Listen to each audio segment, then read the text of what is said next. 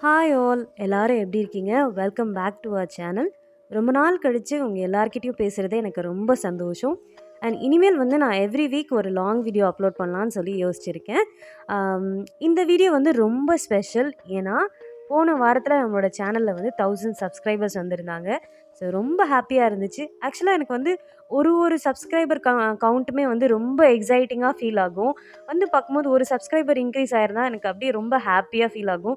So அந்த 1000 number பார்க்கும்போது ரொம்ப ஹாப்பியாக இருந்துச்சு. ஸோ இதுவரைக்கும் இது ஒரு அழகான ஜேர்னியாக இருந்திருக்கு. இன்னும் வந்து இது ரொம்ப தூரம் வந்து தொடரணும்னு சொல்லிட்டு நான் ஆசைப்படுறேன். அண்ட் ஆக்சுவலாக இதை நான் வந்து இம்மீடியட்டாக ஏதாச்சும் ஒரு ஷார்ட்ஸில் சொல்லலான்னு நினச்சேன். ஆனால் ஸ்பெஷலாக ஏதாச்சும் ஸ்வீட் பண்ணிவிட்டு சொல்லலாம்னு நினச்சேன். ஆனால் கொஞ்சம் லாஸ்ட் வீக் ஃபுல்லாக நிறைய வேலை இருந்துச்சு. அதனால் நான் ஸ்வீட்டே பண்ணலை. அடுத்த வாரத்தில் கண்டிப்பாக வந்து ஏதாச்சும் ஒரு ஸ்பெஷலாக ஸ்வீட் பண்ணலாம்.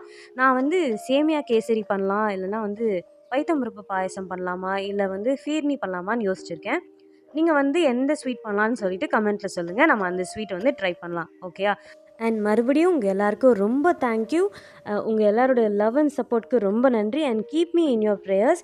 என்னோடய வீடியோஸை வந்து ஃபஸ்ட்லேருந்து பார்க்குறவங்களுக்கு தெரியும், எனக்கு ஊரில் இருக்கும்போது சுத்தமாக சமைக்கவே தெரியாது.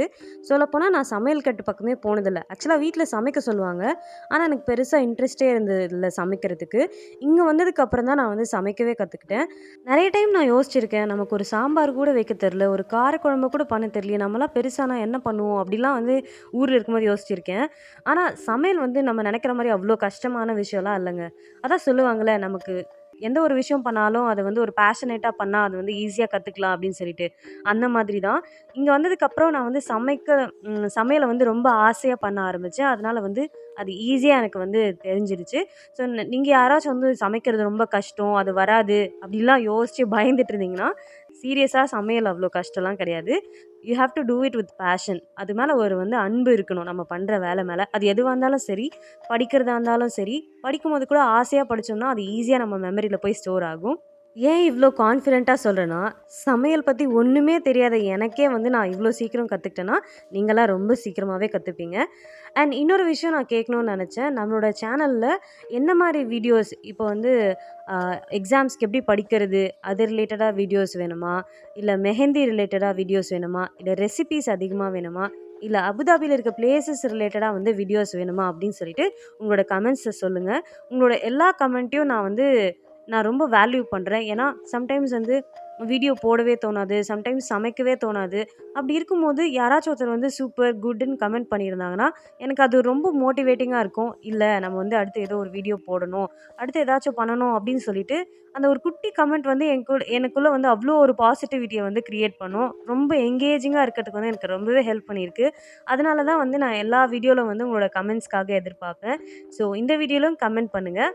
நான் ஆல்ரெடி ஒரு வீடியோவில் ஷேர் பண்ணியிருக்கேன்னு நினைக்கிறேன். நான் வந்து ஒரு literature student, BA English literature படிச்சிருக்கேன். ஸோ உங்களுக்கு வந்து இங்கிலீஷ் கற்றுக்கணும், புது புது வேர்ட்ஸ் வந்து தினமும் கற்றுக்கணும் அப்படின்னு நினச்சிங்கன்னா அதையும் நீங்கள் வந்து கமெண்ட்டில் சொல்லுங்கள். அது ரிலேட்டடாகவும் நம்ம வந்து வீடியோஸ் போடலாம். ஏன்னா நம்மள நிறைய பேருக்கு வந்து இங்கிலீஷ் பேசுறதுக்கு வந்து நம்ம ரொம்ப ஹெசிடேட் பண்ணுவோம். ஹெசிடேட் பண்ணுவோன்றத விட பயமாக இருக்கும், நம்ம சரியாக பேசலனா என்ன, யாராச்சும் ஏதாச்சும் நினச்சிப்பாங்களோ அப்படின்னு சொல்லிட்டு. ஏன்னா எனக்கு அது ரொம்ப ரிலேட் ஆகும். ஏன்னா நான் வந்து 5th வரைக்கும் தமிழ் மீடியமில் படிச்சுட்டு ஒரு பெரிய ஸ்கூலில் திடீர்னு இங்கிலீஷ் மீடியம் போய் சேர்ந்த உடனே நம்மளை சுற்றி இருக்க எல்லாரும் இங்கிலீஷில் பேசுகிறாங்க, நமக்கு இங்கிலீஷே தெரியலையேன்னு சொல்லிட்டு நிறைய இன்செக்யூராக ஃபீல் பண்ணியிருக்கேன். ஆனால் இவங்கெல்லாம் சூப்பராக இங்கிலீஷ் பேசுகிறாங்களே, அதே மாதிரி நம்மளும் பேசணும் அப்படின்னு சொல்லிட்டு என் கூட இருக்க ஃப்ரெண்ட்ஸ் கூடலாம் வந்து தப்பாச்சும் நான் இங்கிலீஷில் பேசுவேன். அது என்ன ஆகும்னா, everything is a matter of ப்ராக்டிஸ்ன்னு சொல்லுவாங்கள்ல. ஸோ கொஞ்சம் கொஞ்சமாக அப்படியே பேசி பேசி அதுக்கப்புறம் ஃப்ளூவெண்ட்டாக இங்கிலீஷ் கற்றுக்கிட்டாச்சு. இந்த ஸ்டோரி வந்து ஒரு பெரிய ஸ்டோரி. நான் இதை தனியாக ஒரு லாங் வீடியோவில் ஷேர் பண்ணுறேன்.